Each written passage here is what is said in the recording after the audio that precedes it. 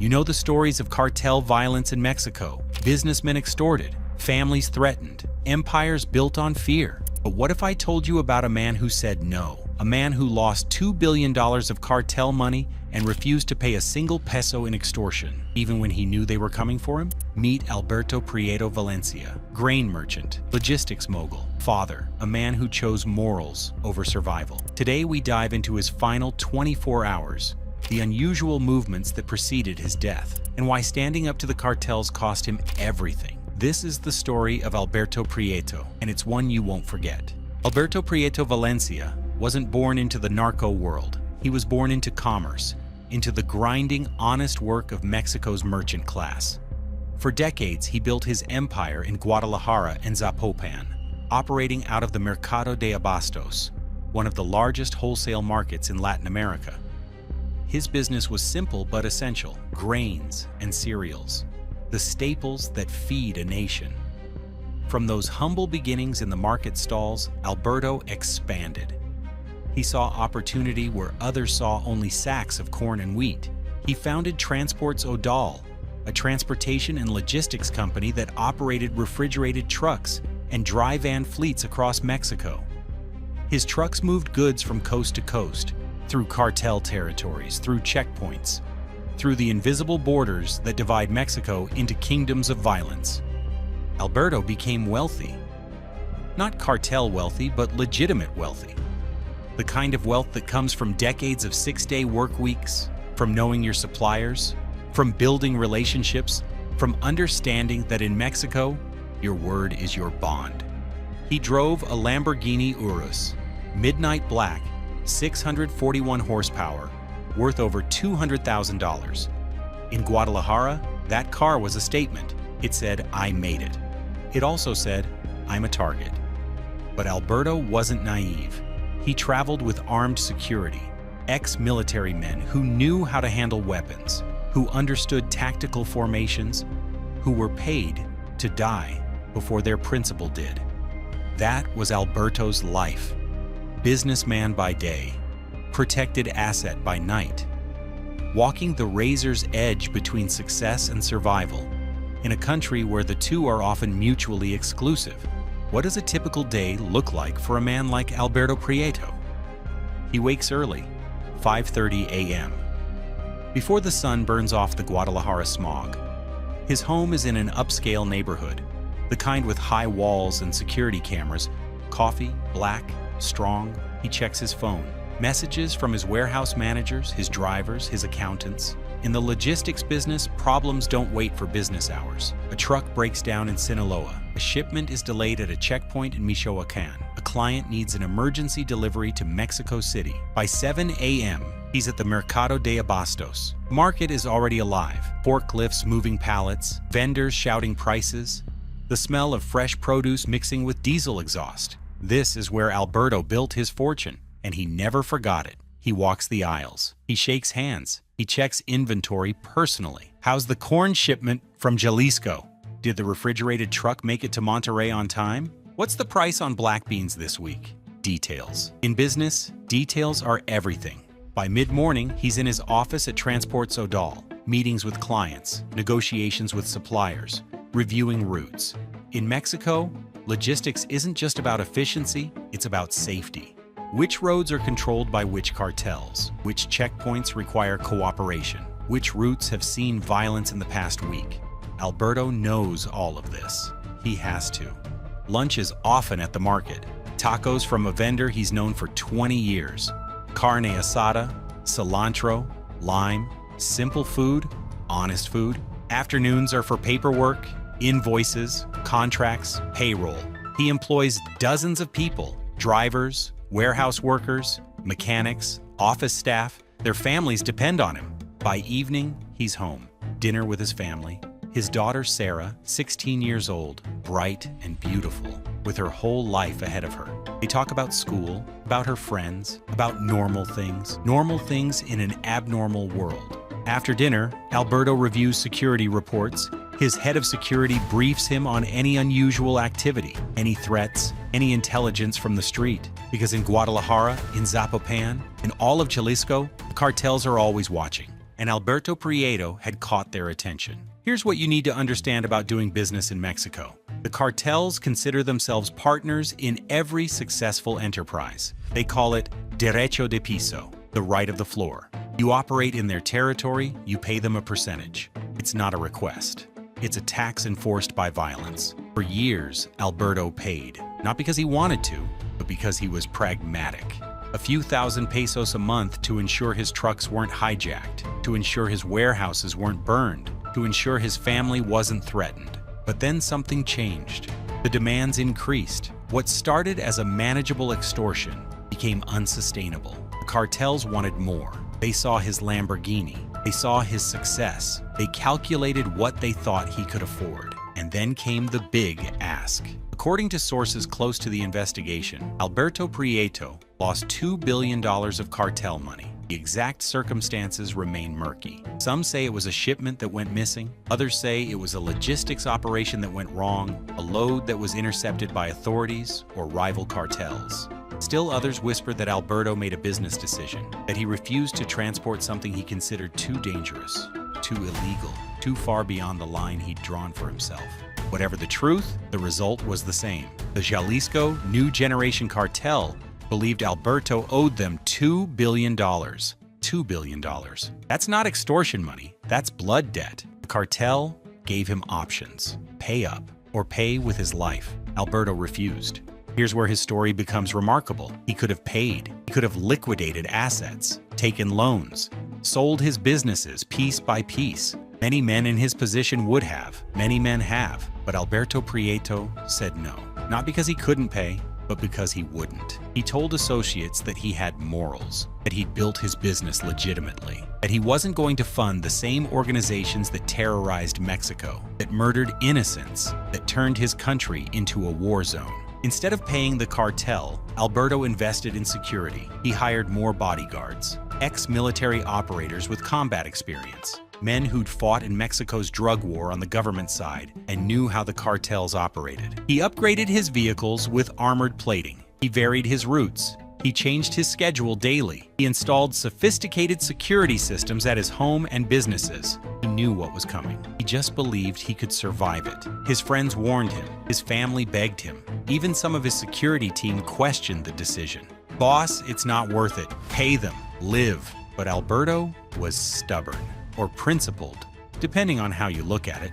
"I won't give them a peso," he reportedly said. "I'd rather pay a security guard to protect my family than pay a criminal to threaten them." It was a noble stance, a moral stance. It was also a death sentence. In the final week of December 2025, something changed in Alberto's neighborhood. Residents noticed unusual activity, vehicles that didn't belong, cars that would park for hours, occupants watching, waiting, SUVs with tinted windows that would cruise slowly past Alberto's home, then disappear.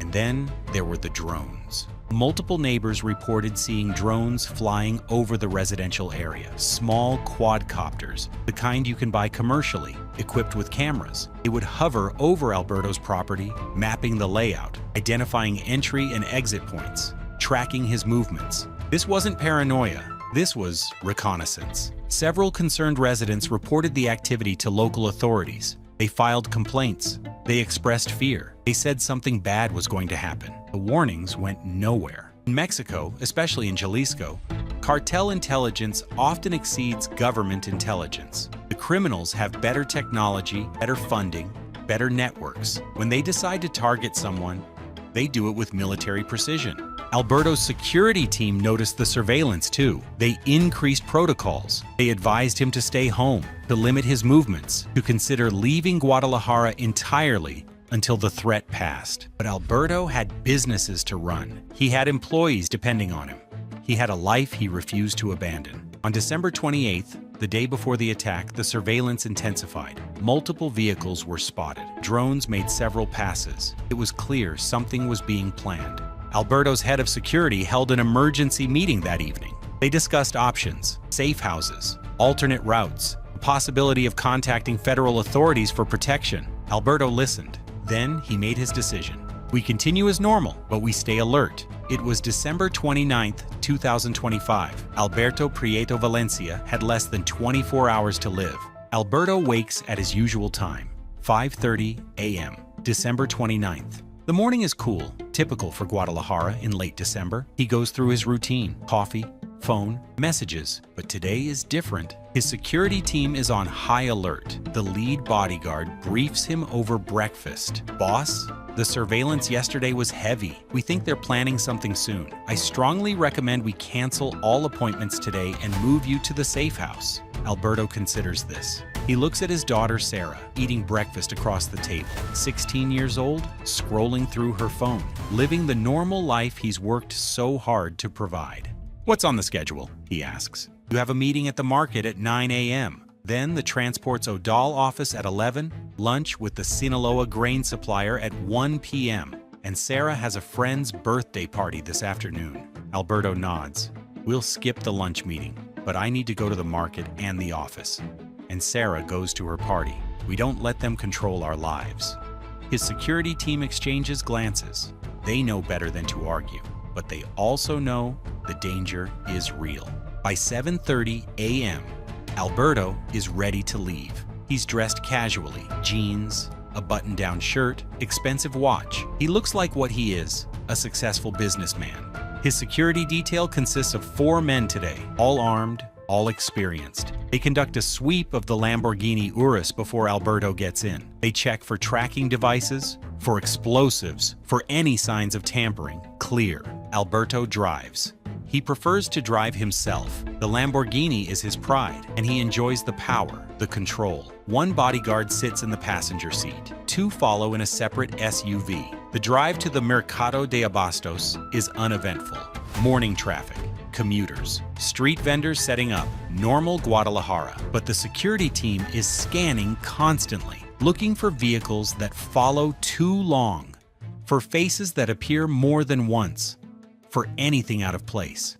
At the market, Alberto conducts his business. He walks the aisles. He checks on his grain inventory. He talks to his warehouse manager about a shipment to Tijuana. The truck leaves tomorrow. Make sure the driver has the updated route and tell him to check in every 2 hours. Everything seems normal, but there's tension in the air. His employees notice it. Alberto is distracted. He keeps checking his phone. His security team is more visible than usual, hands near their weapons. By 10:30 a.m., he's done at the market. Time to head to the Transport's Odal office. This is where the timeline becomes crucial. At the Transport's Odal office, Alberto holds meetings. He reviews financial reports. He discusses expansion plans with his operations manager. On paper, everything is going well. Revenue is up.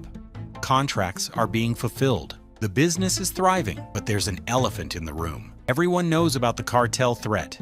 Everyone knows Alberto refused to pay. Some of his employees have quietly started looking for other jobs, not because they don't respect Alberto, but because they have families too.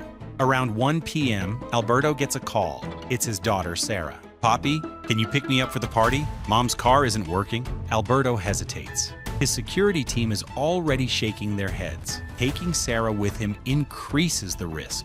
If something happens, she's in the line of fire. She's his daughter, and he's her father. And in his mind, his security is good enough to protect them both. "Sure, Mia, I'll pick you up at 3.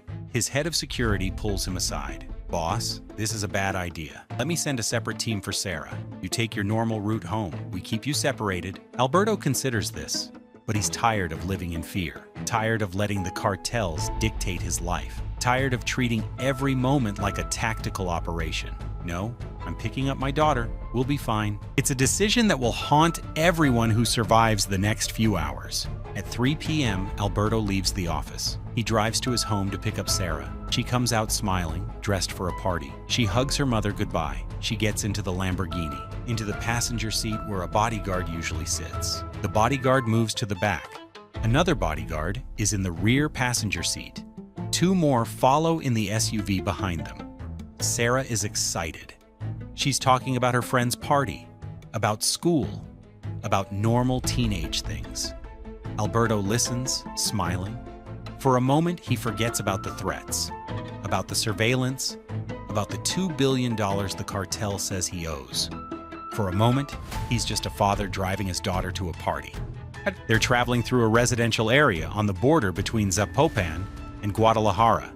Tree-lined streets, nice homes, the kind of neighborhood where violence isn't supposed to happen. The time is approximately 3:45 p.m. What Alberto doesn't know is that at least 30 armed men are already in position. They've been waiting for hours. They know his route. They know his vehicle. They know exactly when he'll pass through this intersection. The trap is set. It happens fast. Alberto is driving through the residential area. Sarah is still talking. The bodyguards are alert but not alarmed. This is a safe neighborhood. They're minutes from the party venue. Then, at the intersection ahead, 3 vehicles suddenly block the road. SUVs. Dark. Tinted windows. Alberto's training kicks in. He brakes. Hard. The Lamborghini's tires scream. "Contact front!" the bodyguard in the back seat shouts. Before Alberto can reverse, 2 more vehicles block the road behind them. They're boxed in, trapped. The doors of the SUVs open. Men pour out, not 2 or 3, not 5 or 10, at least 30, maybe more. They're wearing tactical gear, carrying assault rifles, AK-47s, AR-15s, heavy caliber weapons. This isn't a hit. This is an execution. "Get down!" the bodyguard screams at Sarah. The first shots shatter the afternoon silence. The sound is deafening. Automatic weapons fire. Dozens of guns firing simultaneously. The Lamborghini's windows are bulletproof, but they're not designed for this level of sustained fire. Alberto's bodyguards return fire. They're outnumbered 10 to 1, but they're professionals. They aim for the shooters. They try to create an opening for escape. The SUV behind them joins the fight. The 2 bodyguards inside exit the vehicle, using it as cover. They fire controlled bursts at the attackers, but it's not enough. The cartel gunmen are using a tactic called saturation fire. They're not aiming carefully. They're just pouring bullets into the target, hundreds of rounds. The goal is to overwhelm any defense through sheer volume of fire. The Lamborghini's bulletproof glass begins to crack. Spiderweb patterns spread across the windshield. The armored plating on the doors holds, but the windows are the weak point. Inside the vehicle, Sarah is screaming. Alberto is trying to shield her with his body. The bodyguards are firing back, but their magazines are running empty. "We need to move, now!" one bodyguard shouts. But there's nowhere to go. The vehicles blocking them are too close. The gunmen are surrounding them. One of the bodyguards in the SUV goes down, shot in the chest. He falls behind the vehicle. His partner drags him to cover, but he's not moving. The firefight lasts 10 minutes, maybe 15. To the people inside the Lamborghini, it feels like hours. Neighbors are calling the police, hiding in their homes, recording videos on their phones. The sound of gunfire echoes through the residential streets. Then, one of the Lamborghini's windows finally gives way. The bulletproof glass, weakened by hundreds of impacts, shatters. Bullets pour into the vehicle. Alberto is hit multiple times. Chest, abdomen. He slumps over the steering wheel. Sarah is hit. The bullets don't discriminate.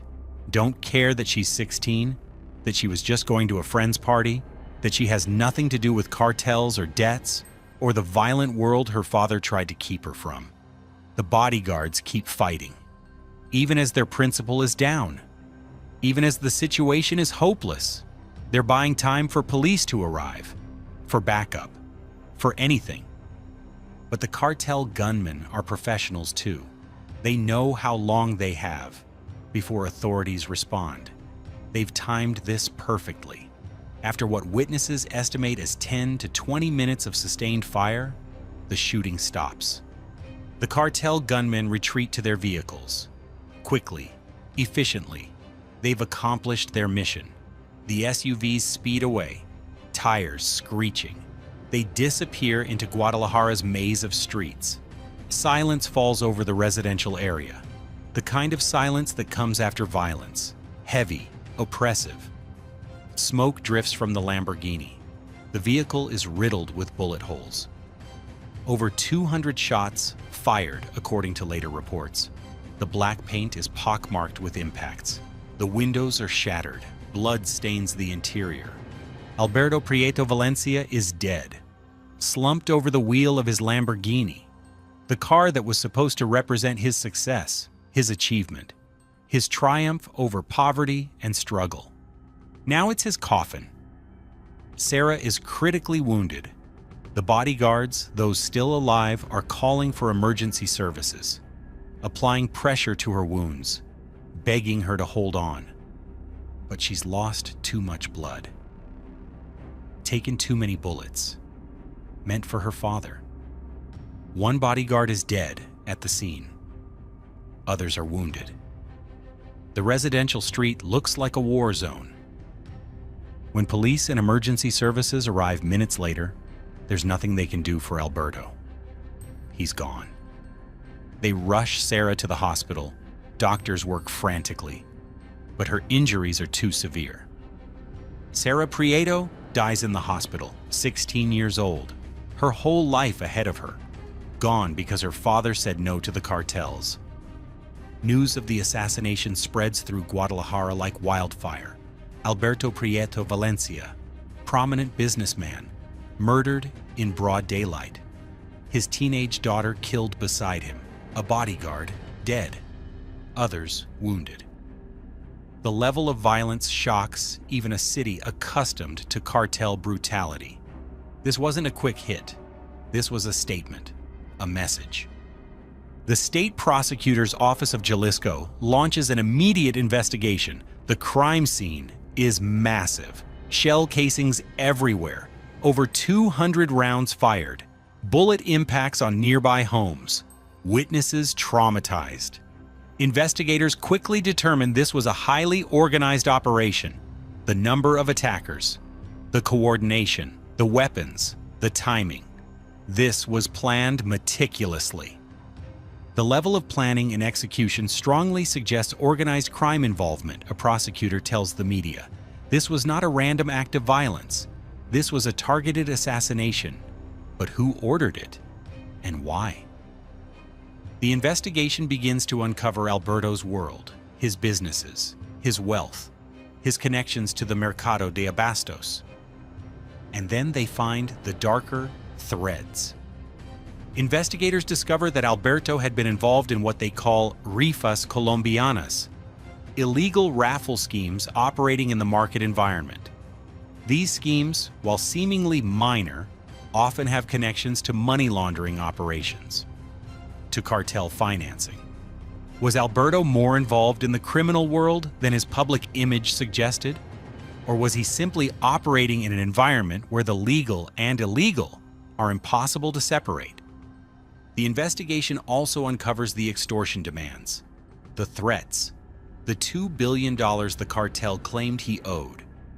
Authorities piece together the story. Alberto lost a massive amount of cartel money. Whether through a failed shipment, an intercepted load, or a business decision gone wrong, the result was the same. The Jalisco New Generation cartel wanted their money back. Alberto refused to pay. He chose to invest in security instead. He chose morals over compliance. And the cartel made an example of him, but there's another detail that emerges. This wasn't Alberto's first brush with cartel violence. According to separate reports, he survived a previous armed attack earlier in 2025. Someone had tried to kill him before. He'd survived. He'd increased his security. He'd kept living his life. Maybe that made him believe he was untouchable, that his security was good enough, that his refusal to pay wouldn't have consequences. Or maybe he knew exactly what would happen. And he chose his principles anyway. The investigation continues. Authorities are looking for the gunman, for the vehicles, for anyone involved in the planning or execution. But in Jalisco, in cartel territory, these investigations rarely lead to arrests. The gunmen are ghosts. The vehicles are burned or hidden. The witnesses are too afraid to talk. The Jalisco New Generation cartel doesn't claim responsibility. They don't need to. Everyone knows who did this. Everyone knows why. The message is clear. You don't say no to the cartel.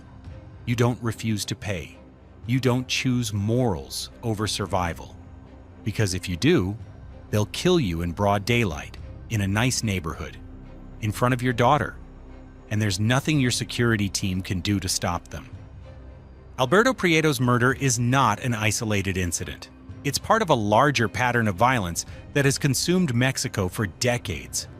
The Jalisco New Generation Cartel, or CJNG, is one of the most powerful and violent criminal organizations in Mexico.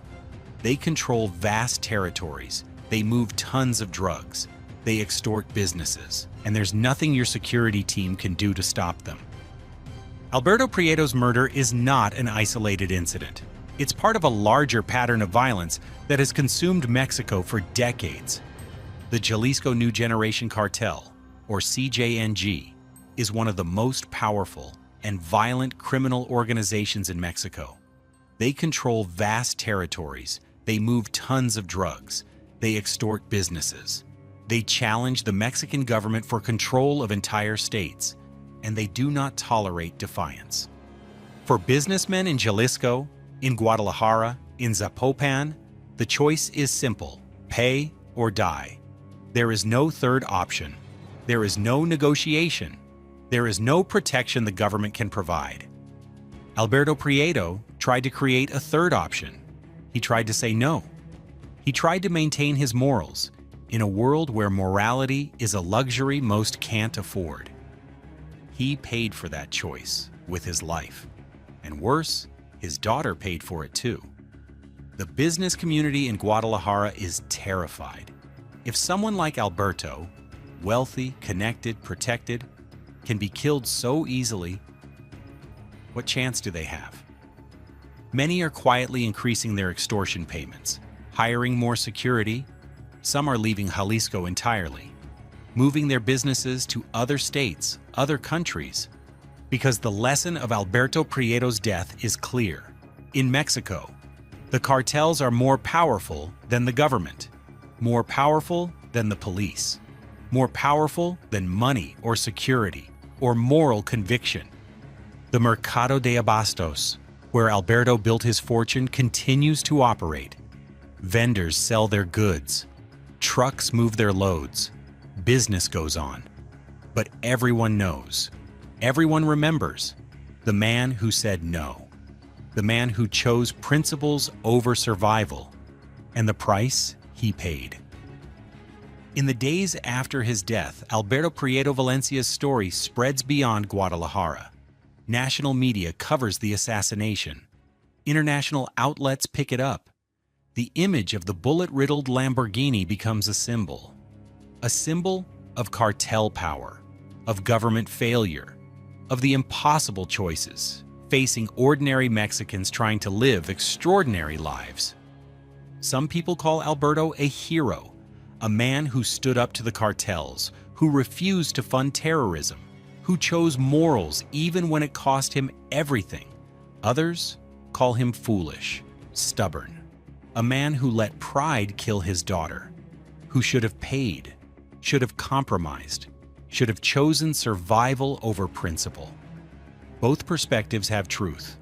Alberto Prieto was a complex man living in an impossible situation.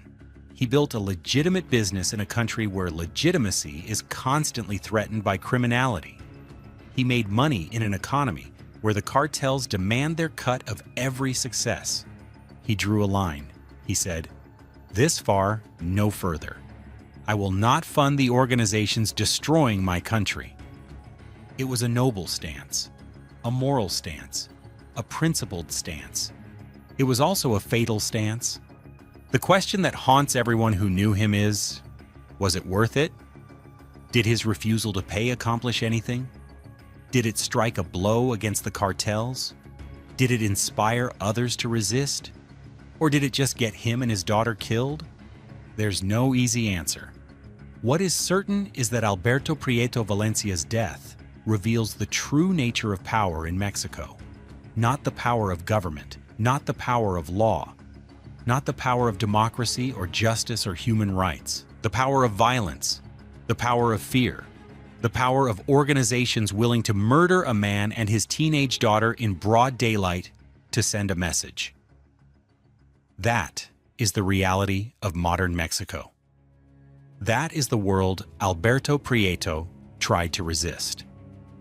And that is the world that killed him. December 29th, 2025. A residential street in Zapopan. A Lamborghini riddled with bullets. A businessman dead at the wheel. His daughter dying beside him. A bodyguard killed trying to protect them. Alberto Prieto Valencia woke up that morning like any other day. He had businesses to run, employees to manage, a daughter to drive to a party. He knew the cartels were watching. He knew they wanted their money. He knew the danger was real. But he believed in something more important than survival. He believed in principle, in morality, in the idea that some lines should not be crossed, even when crossing them means staying alive. He was wrong, or he was right, depending on how you measure these things. What's undeniable is that his final 24 hours reveal the impossible choices facing millions of Mexicans. Pay the cartels and fund the violence destroying your country, or refuse and risk everything. Alberto Prieto chose to refuse. He paid for that choice with his life. His daughter paid for it with hers. The cartels sent their message. The investigation continues. The business community lives in fear. And in Guadalajara, in Zapopan, in all of Jalisco, life goes on. Because it has to. Because there's no other choice. Subscribe to Inform Secreto to continue exploring the hidden stories behind power. Real stories told unfiltered. Because what you don't see also controls the world. See you soon.